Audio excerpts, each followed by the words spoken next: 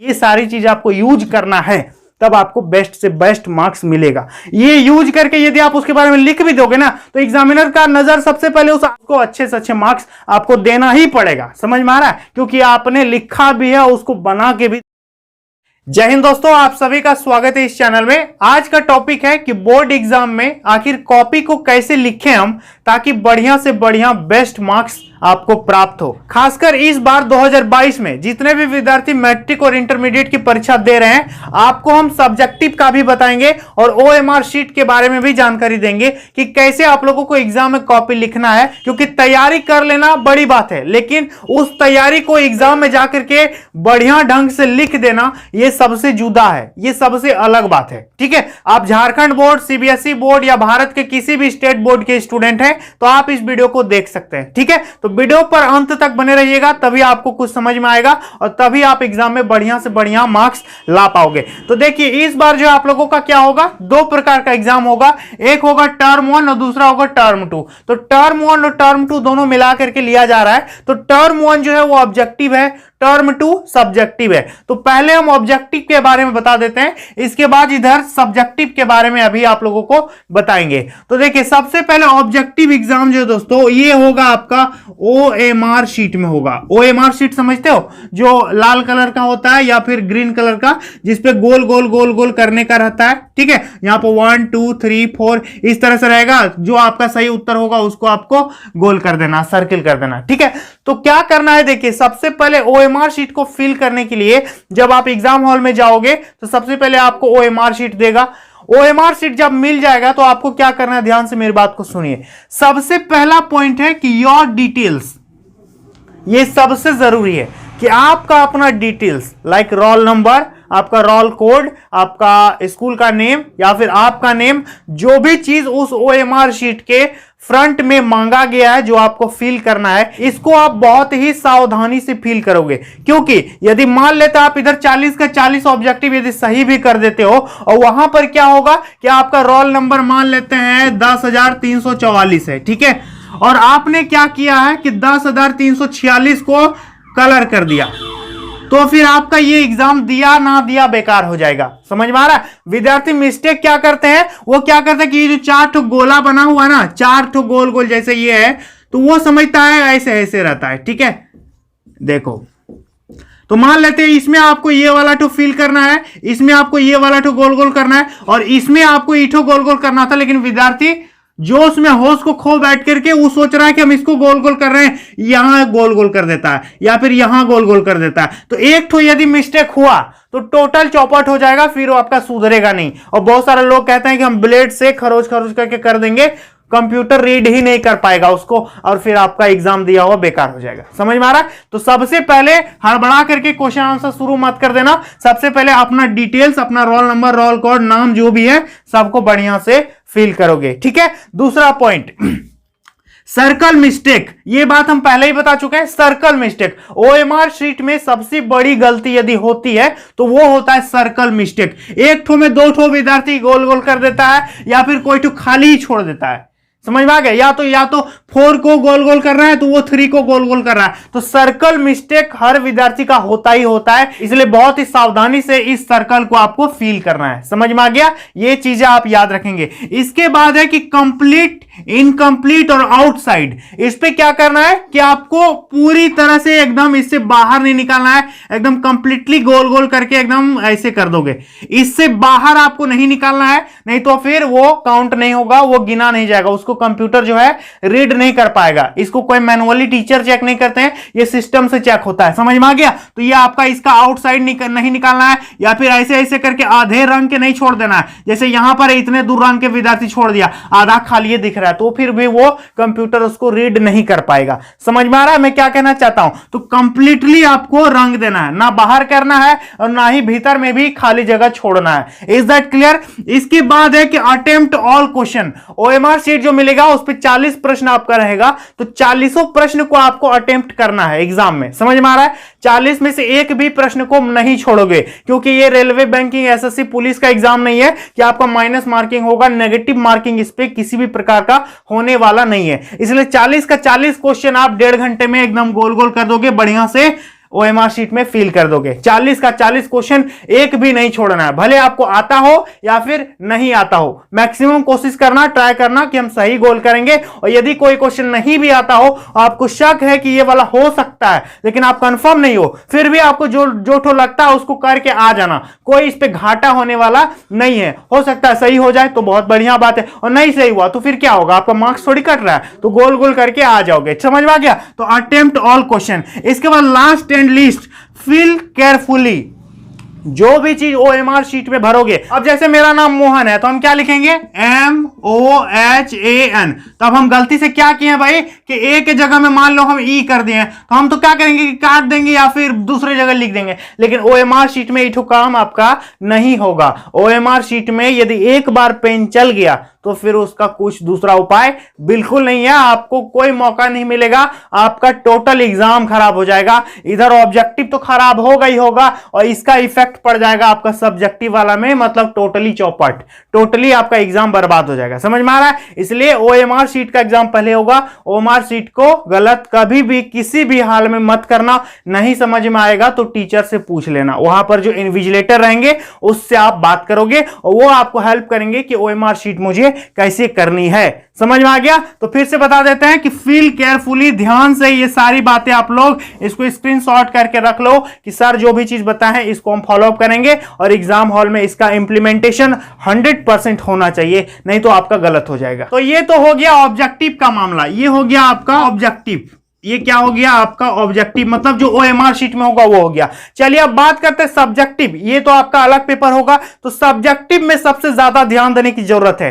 क्यों? क्योंकि यहां ऑब्जेक्टिव में सब विद्यार्थी गोल गोल कर देगा और मार्क्स ले लेगा, लेकिन सब्जेक्टिव में यह आपके हुनर पर, आपकी स्किल पर, आपके लिखने की स्टाइल पर, आपके हैंडराइटिंग पर, आपके उत्तर को पेश करने के तरीके पर आपको मार्क्स दिया जाएगा। क्योंकि सब विद्यार्थी अलग अलग ढंग से लिखेगा, कुछ सजा के लिखेगा, कोई कुछ ढंग से लिखेगा, कुछ अलग अंदाज में लिखेगा, तो यहां पर सबका मार्क्स डिफरेंट होगा। लेकिन यहां पर मान लेते हैं पूछा भारत की राजधानी क्या है, तो आप भी दिल्ली को ही गोल गोल करोगे ना, हम भी दिल्ली को ही गोल गोल करेंगे, तो मार्क्स कहां कटेगा, दोनों का कटने वाला तो बिल्कुल नहीं है। लेकिन सब्जेक्टिव में तो आपको यहां नहीं पूछेगा कि भारत का राजधानी क्या है, क्योंकि यहां 1 मार्क्स का क्वेश्चन नहीं आने वाला। यहां पर आपको लंबे चौड़े आंसर पूछे जाएंगे जो कि सब अलग अलग अंदाज में लिखेगा। समझ में आ गया? चलो, तो यहां पर सब्जेक्टिव वाला को शुरू करने से पहले दोस्तों आप लोगों को एक बात बोल देना चाहेंगे कि यहां से लेकर यहां तक जो विद्यार्थी देख लेगा उसका सब्जेक्टिव कॉपी जो है एकदम बेस्ट तरीके से लिखाएगा और पूरा का पूरा मार्क्स आपको मिलेगा, आपका कहीं भी कुछ भी गलत नहीं होगा।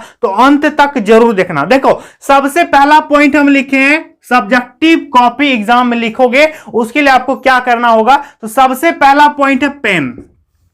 एग्जाम हॉल में जाने से पहले देखो आपको 2 ठो लेना है ब्लैक पेन और 2 ठो लेना है ब्लू पेन।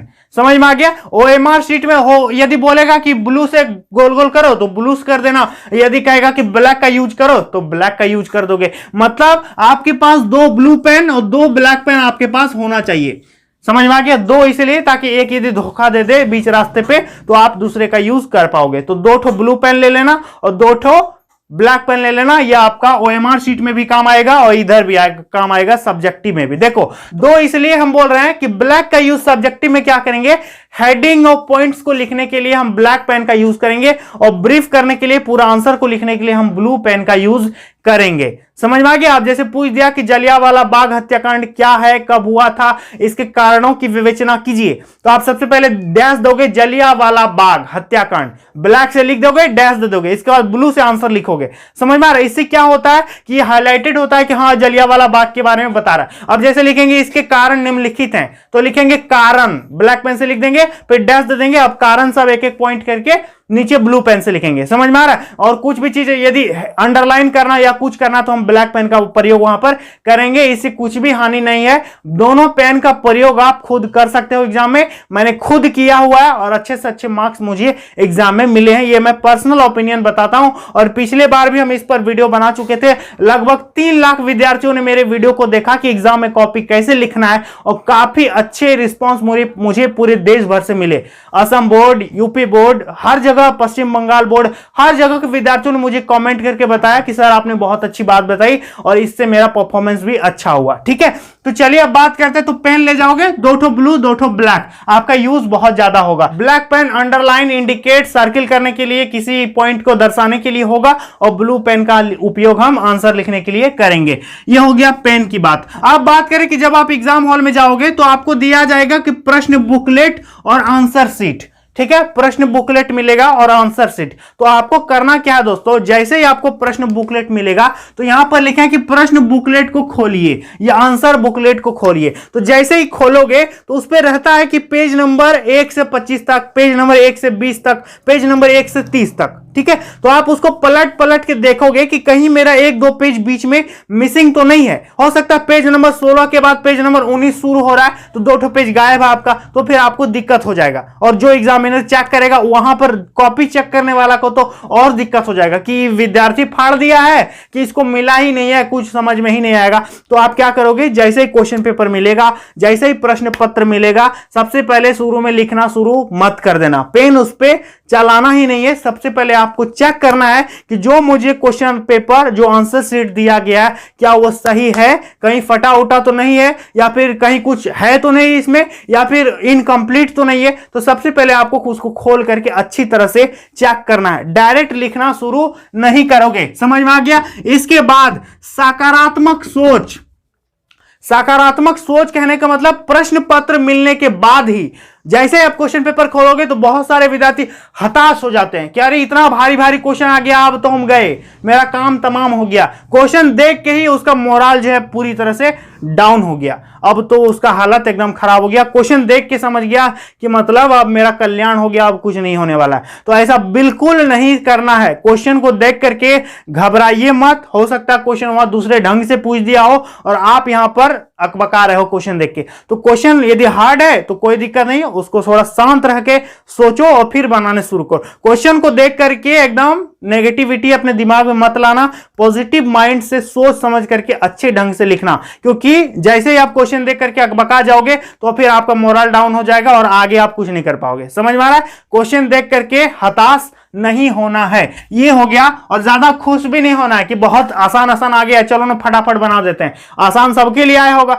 तो आसान आ गया है तो उसको बढ़िया ढंग से लिखेंगे तब ना मार्क्स मिलेगा। तो यदि क्वेश्चन आसान भी आ जाए, हार्ड भी आ जाए, आपको एकदम न्यूट्रल रहना है, उदासीन रहना है, ना ज्यादा खुश होना है और ना ही ज्यादा आपको दुख होना है। तो यहां तक क्लियर हो गया कि आपको पॉजिटिव सोच रखना है, पॉजिटिव थिंकिंग रखोगे, सकारात्मक सोच से शुरू करोगे। समझ में आ गया। दूसरा पॉइंट है कि प्रथम 2-3 पेज। ये बात हम क्यों लिखे हैं भाई, देखिए प्रथम 2-3 पेज कहा जाता है कि first impression is your last impression. समझ में आ रहा है। जैसे ही आप क्वेश्चन पेपर खोलोगे, आंसर अपना लिखना शुरू करोगे, तो शुरू का 1-2 पेज, ठीक है, आपका जो उत्तर पुस्तिका होगा, आंसर बुकलेट होगा जिसपे आप क्वेश्चन आंसर लिखोगे, तो फर्स्ट का 1-2 पेज में आप एकदम अपना 1000% लगा दो। सबसे बेस्ट हैंडराइटिंग, सबसे बेस्ट आपका लिखावट, सबसे बेस्ट होना चाहिए आपका ये। मतलब आप अपना पूरा दिलो जान लगा दो उस पे कि मेरा पहला 1-2 पेज एकदम बढ़िया दिखे, बढ़िया ढंग से हम लिखेंगे, साफ सुथरा लिखेंगे ताकि एग्जामिनर देख करके खुश हो जाए। बाद में आप 2-3 पेज के बाद में यदि स्पीड लिखोगे, थोड़ा सा हैंडराइटिंग खराब भी हो जाएगा तो फिर चलेगा। लेकिन यदि शुरू में ही यदि चौपट कर दोगे, हैंडराइटिंग काट कूट के इधर उधर खराब कर दोगे, इधर काटा है, उधर कटा है, इधर ये है, गंदा है, तो टीचर समझ जाते हैं कि इसका आगे भी ऐसा ही होगा। इसलिए सोचो आप कि जो कॉपी चेक करेगा वो आपका कॉपी खोलेगा तो सबसे पहला नजर तो first page, second page, third page पर जाएगा। तो वो जैसे 1-2 पेज देख लेगा तो वो अपने दिमाग में बैठा लेगा कि ये लड़का आगे या फिर ये लड़की आगे ऐसे ही लिखी होगी, इसका मतलब यही लेवल है। समझ में आ रहा है। इसलिए शुरू का 1-2 पेज आप खराब मत लिखना, शुरू का 1-2 पेज आप बेस्ट से बेस्ट हैंडराइटिंग में लिखना और अच्छा से लिखना, काट कूट मत करना। तो first impression is last impression. ये सब मैं अपनी पर्सनल ओपिनियन से बता रहा हूं। यदि आपको अच्छा लग रहा है तो कमेंट में बताना कि क्या मैं सही बोल रहा हूं। और ये चीजें एकदम 100% होती है कि किसी से भी आप जब मिलोगे ना तो पहले ही देख के पता चल जाता है कि हाँ इसका बुद्धि विचार व्यवहार ऐसा ही है। तो यही होता है, हर चीज में ऐसा ही होता है। तो क्या हो गया कि प्रथम 2-3 पेज आपको एकदम बढ़िया से लिखना है, ठीक है। इसके बाद शब्द, वाक्य और पैराग्राफ। आप कुछ भी लिखोगे, शब्द लिखो, वाक्य लिखो, पैराग्राफ, मतलब आप आंसर लिखोगे तो पैराग्राफ के बीच, शब्दों के बीच, वाक्यों के बीच थोड़े थोड़े जगह होनी चाहिए। अब जैसे लिखेंगे राम और सीता तो हम लिखेंगे राम और एकदम यहीं पर सटा के सीता लिख देंगे तो फिर दिक्कत हो जाएगा, है ना। तो राम लिखेंगे ऐसे, सीता लिखेंगे ऐसे, मतलब थोड़ा थोड़ा छोड़ छोड़ के लिखोगे, मतलब उतना भी ज्यादा नहीं छोड़ना है, मतलब एग्जामिनर को क्लियरली दिखना चाहिए कि क्या लिखा है। एग्जामिनर को ठगने की कोशिश मत करना कि किसी भी तरह से घुसेड़ करके लिख देते हैं, वो भी आपको ठग लेंगे। यदि आप उनको ठगोगे तो वो भी ऐसे ही जैसे मन तैसे मार्क्स दे देंगे। 6 नंबर का है तो दे दो 2 नंबर, ठीक है। तो वो ऐसा नहीं करना है, समझ में आ रहा है। मतलब क्लियरिटी होनी चाहिए, क्लियर दिखाओ कि हम ये लिखे हैं, सही है कि नहीं चेक करो, तो वो चेक करेंगे तो फिर सही होगा तो आपको बिल्कुल मार्क्स मिलेगा। तो मतलब आज बढ़िया से लिखना है, वाक्यों के बीच थोड़ा थोड़ा जगह छोड़ना है, शब्दों के बीच जगह छोड़ना है, पैराग्राफ्स के बीच जगह छोड़ना है, ताकि क्लियर हो और अपना बेस्ट से बेस्ट हैंडराइटिंग आप लिखोगे एग्जाम में। समझ में आ रहा है। क्योंकि बचपन से 1 से लेकर के 10 तक या 12 तक आपने जितना भी चीज सीखा है, कर्सिव राइटिंग पेन पकड़ के लोग सिखाते थे, ट्यूशन टीचर या घर में मम्मी पापा जो भी है, तो उसका यूज करने का यही मौका है। यहीं पर आपको दिखा देना है कि मेरा राइटिंग कैसा है, नहीं है, हम कैसा लिखते हैं, नहीं लिखते हैं। तो ये सारी चीजें आपको यहीं पर दिखाने का मौका मिल रहा है, ठीक है। चलिए अब नेक्स्ट पॉइंट है दोस्तों, ध्यान दीजिए। यहां पर है हेडिंग, हाईलाइट और अंडरलाइन। ये 3 चीज आपको करना है। सबसे पहला है कि हेडिंग। अब जैसे लंबे लंबे क्वेश्चन आंसर आ रहे हैं, जैसे मांग का लोच का नियम क्या है या पूर्ति का नियम क्या है, तो उस पर आप लिखोगे तो उस पर कई सारे पॉइंट्स रहेंगे। तो सबसे पहले आपको हेडिंग देना है। जैसे असहयोग आंदोलन का कारण क्या क्या था, तो सबसे पहले दोगे कि असहयोग आंदोलन क्या था, तो लिखोगे असहयोग आंदोलन डैश दे दोगे, तो असहयोग आंदोलन ब्लैक पेन से लिखोगे, ये आपका हेडिंग हो गया। इसके बाद असहयोग आंदोलन के बारे में 3-4 लाइन में बताओगे, फिर लिखेंगे कि इसके कारण निम्नांकित हैं, तो वो ब्लैक पेन से लिख देंगे, और 1 नंबर, ये 2 नंबर, ये 3 नंबर, ये इस तरह से आपको लिखना है। तो क्या करना है कि हेडिंग, इसके बाद है हाईलाइट। हाईलाइट करने का मतलब कोई शब्द है, जैसे कि मान लेते हैं आपको दिखाना है कि अंग्रेजों का भारत में आगमन कैसे हुआ, उस पे कहीं आ गया कि प्लासी का युद्ध, ये एक महत्वपूर्ण पॉइंट है। जैसे जलियांवाला बाग हत्याकांड के बारे में हम लिख रहे हैं, तो उस पे आ गया कि रॉलेट एक्ट, जनरल डायर, है ना, अमृतसर, ये सब हाईलाइटेड पॉइंट हो गया। तो उसको आप ब्लैक पेन से लिख सकते हो, या फिर आप उसको अंडरलाइन कर सकते हो, ताकि एग्जामिनर को दिखाओ कि यदि हम जलियांवाला बाग क्वेश्चन आया है तो हमने रॉलेट एक्ट भी पढ़ा है, हम काला कानून भी जानते हैं, हम जलियांवाला बाग हत्याकांड कब हुआ 13 अप्रैल 1919, इसको भी जानते हैं। तो वो सारा पॉइंट्स को आपको अंडरलाइन कर देना, जो जो आपको इंपॉर्टेंट लगे। ऐसा नहीं कि सबको अंडरलाइन कर दोगे चौपट हो जाएगा। जो जो इंपॉर्टेंट पॉइंट्स है, जैसे 13 अप्रैल 1919, इसको अंडरलाइन कर दिए। जनरल डायर अंडरलाइन कर दिए, वहां पर एक कुआं था उसको अंडरलाइन कर दिए, पंजाब में है अंडरलाइन कर दो। तो ये सारी चीजें, मतलब लंबे चौड़े यदि 200 वर्ड का आंसर है तो आप 5-6 शब्दों को, 8 शब्दों को अंडरलाइन कर सकते हो। इससे एग्जामिनर को लगेगा कि ये लड़का पढ़ा हुआ है। यदि आपके आंसर्स में थोड़ी सी भी यदि कमी भी रहेगी तो वो आपके पॉइंट्स को, आपके अंडरलाइन को देख करके समझ जाएगा कि इस पे नॉलेज है, वो आपको एकदम फुल का फुल मार्क्स एग्जाम में देंगे। समझ में आ गया। तो करना क्या है कि हेडिंग, हाईलाइट और अंडरलाइन, ये आपको 100% एग्जाम में दिखाना है। इससे आपका कोई लॉस नहीं है, कुछ भी नहीं होता है। कोई कुछ बोलेगा कि नहीं ये सब मत करो, आपको किसी का नहीं सुना, आप इसको कर देना और मुझे बताना कि कैसा मार्क्स आया आपका, ठीक है। इसके बाद ये हो गया इसका लंबे प्रश्न बिंदुवार। जो लॉन्ग क्वेश्चन होता है उसका आंसर आपको हर हाल में पॉइंट वाइज लिखना है। समझ में आ गया। जो लंबे क्वेश्चन होते हैं उसका आंसर क्या करना है, पॉइंट वाइज में लिखना। अब जैसे मान लेते हैं यहां पर क्वेश्चन आ गया, ठीक है, और लिखा है कि 400 शब्दों में इसका उत्तर दीजिए या 300 शब्दों में इसका उत्तर दीजिए। तो आप क्या करोगे कि कॉपी, मान लेते हैं ये कॉपी है, यहां से आप लिखना शुरू कर दोगे, ऐसे ऐसे पूरा लिख दोगे, एकदम यहां तक ठिका दोगे लिख के। कौन पढ़ेगा, हम तो नहीं पढ़ेंगे भाई। आप खुद पढ़ोगे कि इतना लंबा चौड़ा आंसर खिचड़ी करके लिख दिया, नहीं पढ़ेगा कोई। आपको मतलब फेंका हुआ मार्क्स मिलेगा कि दे दो, 6 नंबर है तो 3 नंबर दे दो, 4 नंबर का क्वेश्चन है 1 नंबर दे दो, क्योंकि उतना किसी के पास टाइम नहीं। वो एक दिन में कितने न कितनी कॉपी चेक करते हैं। तो आपको करना क्या है, ध्यान से सुनिए, आपको पॉइंट वाइज लिखना है। लंबा क्वेश्चन का आंसर, छोटा क्वेश्चन का आंसर पॉइंट वाइज नहीं लिखना है। जो लंबे क्वेश्चन है जिसपे 200 वर्ड 300 वर्ड में लिखना है, तो उसका आंसर पॉइंट वाइज लिखोगे। उस पे अपने से कुछ पॉइंट बना देना, जैसे कारण पूछेगा, टिप्पणी लिखो पूछेगा, इसकी व्याख्या कीजिए, इसमें प्रकाश डालिए। तो आपको अपने से कुछ कुछ पॉइंट्स क्रिएट करना है और वहां पर पॉइंट वाइज लिखना है। पॉइंट में हेडिंग दोगे ब्लैक पेन से, आंसर लिखोगे ब्लू पेन से। समझ में आ गया। तो करना क्या है कि लंबा लंबा जो प्रश्न होगा उसको पॉइंट वाइज लिखना है हर हाल में। Is that clear.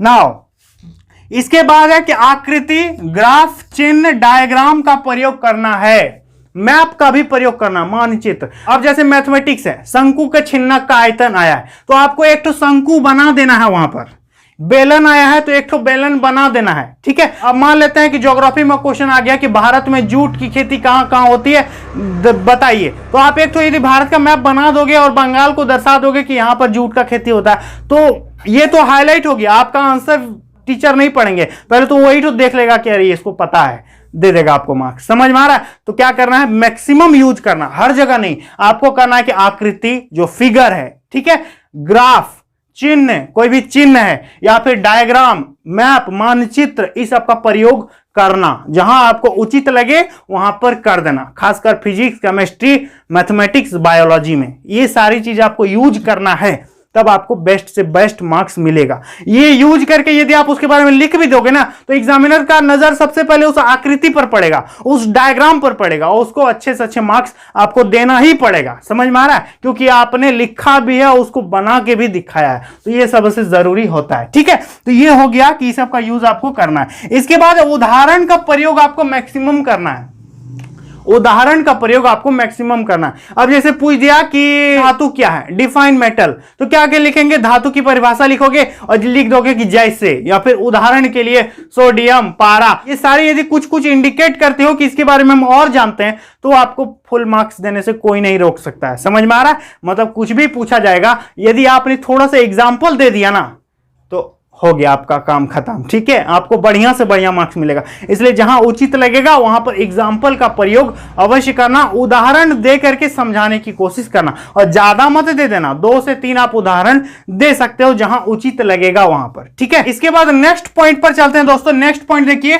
कि शब्द सीमा और समय सीमा। इस बात को याद रखना कि आपका 1.5 घंटा में ही सब चीज लिखना है, या फिर जितना भी आपके पास टाइम है। तो शब्द सीमा, यदि किसी क्वेश्चन का आंसर 300 वर्ड में बोला है, 200 वर्ड में बोला है, तो 200 वर्ड में ही लिखना, 180-90 वर्ड तक ही लिखना, ज्यादा लंबा चौड़ा लिखने से कोई फायदा नहीं है। और टाइम लिमिट को ध्यान में रखोगे, टाइम लिमिट को ध्यान में रखोगे, क्वेश्चन को देखोगे कि यदि 3 क्वेश्चन ने लिखा है कि कोई एक तो लिखो आंसर, तो तीनों मत लिख देना, नहीं तो उधर और क्वेश्चन छूट जाएगा। आपको तीनों में से जो ठो पसंद है, अथवा में रहेगा और में, उसी को बनाना। शब्द लिमिट उचित ढंग से पढ़ लेना कि जितना वर्ड लिमिट बोला है हम उतने में लिखेंगे, आसपास उतना लिखेंगे, उतना नाप तोल के तो कोई लिखता नहीं है। और टाइम लिमिट ध्यान रखना कि 1.5 घंटा में ही आपको पूरा पेपर कंप्लीट करना है, या फिर जो भी टाइम आपको अलॉट किया गया है उतने टाइम में आपको पूरा लिख करके जमा कर देना है। समझ में आ गया? चलो, इसके बाद गलती होने पर हम क्या करें। लिखते लिखते ये देखा गया कि विद्यार्थी कुछ कुछ गलत लिख देता। अब जैसे लिखेंगे कि मोहन के पिता, तो हम पिता लिखते लिखते प में दीर्घी तो में आकार लिख दे,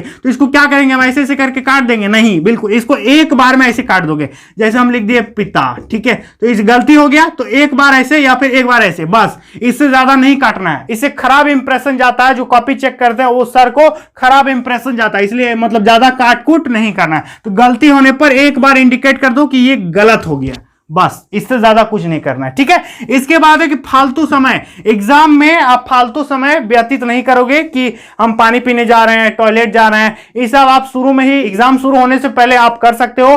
किसी से फालतू बात करने से अच्छा है कि आप अपना कॉपी पर फोकस करो, खुद के दम पर लिखो। हो सकता है कि आपके बगल वाला, क्या गारंटी है कि वो सही बता रहा है, और या क्या गारंटी कि वो उसको पता भी है या फिर नहीं पता है। मतलब एग्जाम में किसी से कोई उम्मीद मत रखना, फालतू बात मत करना, चीटिंग करने की कोशिश मत करना, और पानी पीने, टॉयलेट वगैरह कितना 1.5-2 घंटा तो बैठना। यदि आप उधर जाओगे तो 10 मिनट 5 मिनट लगेगा, और इधर आपका एक थ्योरम कंप्लीट हो जाता। तो फालतू समय किसी भी हाल में व्यतीत नहीं करना है। समझ में आ गया? इसके बाद है कि अपना 100% परिणाम की चिंता, फेल, पास, टॉप, कमजोर, तेज, इस बात को अपने दिमाग से आप निकाल दो कि हम फेल हो जाएंगे, पास हो जाएंगे, हम तो टॉप करेंगे, हम कमजोर हैं, हम तेज हैं, वगैरह वगैरह, कई तरह का गलत गलत बात आपका दिमाग में घुसने लगेगा उस समय। तो आपको इस सारा चीज को इग्नोर कर देना है, ठीक है, और सिर्फ अपना 100% कॉपी लिखने में ध्यान दोगे, ठीक है। उल्टा पुल्टा चीज, फ्यूचर के बारे में नहीं सोचोगे कि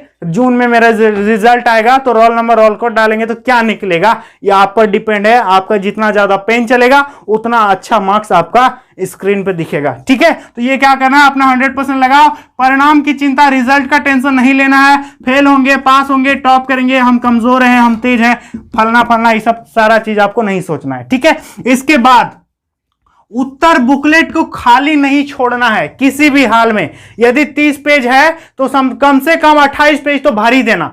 उत्तर बुकलेट को खाली किसी भी हाल में नहीं छोड़ोगे। जितना क्वेश्चन दिया है सब क्वेश्चन का उत्तर आपको लिख देना है। हाँ, अथवा में दिया तो उठो मत लिख देना। जितना क्वेश्चन, यदि 19 क्वेश्चन लिखना है तो 19 का 19 आप लिख देना, ठीक है। गलत भी लिख दोगे तो कोई दिक्कत नहीं है, इससे आपका क्या घाटा हो रहा है। हो सकता है कि 5 नंबर का है, आपको आधा ही ज्ञान था, आपको आधा ही पता था, तो उस पर 2 नंबर तो मिल सकता है ना। स्टेप मार्किंग होता है, समझ में आ गया। ऐसा नहीं कि थोड़ा सा गलत कर दिया तो पूरा काट देगा, वैसा नहीं होता है। स्टेप मार्किंग होती है, जहां तक आपका सही है वहां तक का आपको मार्क्स दे दिया जाता है, समझ में आ रहा है। तो करना क्या है कि उत्तर बुकलेट को किसी भी हाल में खाली नहीं छोड़ना है, ठीक है। चलो, इसके बाद है कि अंतिम समय जब सर बोलेंगे कि अब टाइम खत्म हो गया, आंसर शीट दो, बेल बज गया, तो क्या करना है, उत्तर अब लिखना बंद कर दो। अब आप ये देखो कि मेरा रोल नंबर अच्छे से भरा हुआ है, मेरा रोल कोड अच्छे से भरा हुआ है, टीचर ने मेरे कॉपी पर साइन किया है कि नहीं किया है, मैंने अटेंडेंस बनाया है कि नहीं बनाया है, ये सारी चीज आपको चेक कर लेना है लास्ट समय में,